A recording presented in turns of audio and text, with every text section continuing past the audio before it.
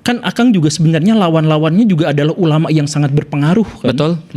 Akang ngerasa nggak bahwa saya saya mu'alaf baru belajar, kemudian saya ditentang sama ulama yang berpengalaman, berpengetahuan dan punya banyak umat, punya banyak pengikutnya. Betul. Kepikiran nggak jangan-jangan selama ini saya yang salah gitu. Iya. Kan dia ulama, saya Iya. baru gitu. Setiap hari aku berpikir seperti itu sih sebenarnya. Artinya sampai detik ini ketika aku misalnya contoh mendapatkan bulian atau mendapatkan koreksi ataupun hujatan, aku setiap kali bertanya kok, apakah aku yang salah? Dan memang itu cara terbaik untuk bisa berkembang. Ada quotes yang bagus akhir-akhir ini aku baca dan aku merasa aku udah mempraktikkan itu dari dulu. Mereka bilang gini, orang yang kalah itu belajar lebih cepat daripada orang yang menang belajar kenapa dia menang. Oke.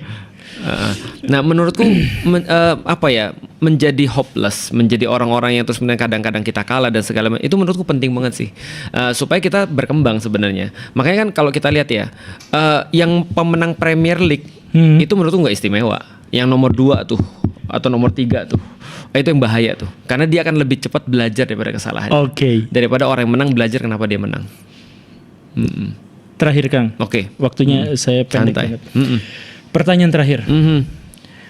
Dalam pikiran Akang, ini mah bukan mendahului takdir, bukan apa, saya mohon maaf, tapi dalam pikiran Akang, akhir dari perjuangan Akang tuh gimana? Akang meninggal dalam situasi berdakwah, Akang berhenti di tengah jalan dan kemudian hidup seperti ustadz-ustadz yang terlena. Ending dari perjuangan Akang tuh akan jadi seperti apa? Yang Akang rencanakan atau yang Akang pikirkan?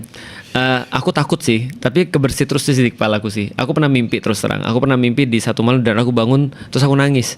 Kenapa? Di mimpi itu simulasi udah tergambar.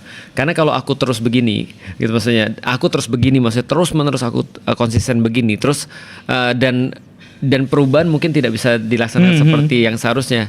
Ya cuma satu sih kemungkinannya, outcome-nya cuma satu sih, simulasi itu ya dibunuh orang. Gitu kan. Ya itu yang aku kepikiran, cuman maksudnya aku sih cuma mimpi terus kebangun aja. Aku sih nggak mengharapkan seperti itu sih. Aku kalau idealnya ya aku mati mungkin umurnya 55 lah cukup, ataupun 60 terus aku mati. Udah deket dong sekarang. Jadi dekat banget. 7 tahun lagi, 8 tahun lagi. Enggak sih, kayaknya lebih lah, 10 tahun lah mungkin gitu kan ya. Atau menurutku, karena kenapa? Aku juga nggak pernah minta sama Allah dipanjangin umur, karena aku tahu menjadi orang yang lemah itu lebih sulit daripada orang-orang yang terus kemudian kayak apa ya? Ya tadi lebih sulit daripada seluruh skenario buruk yang bisa aku bayangin.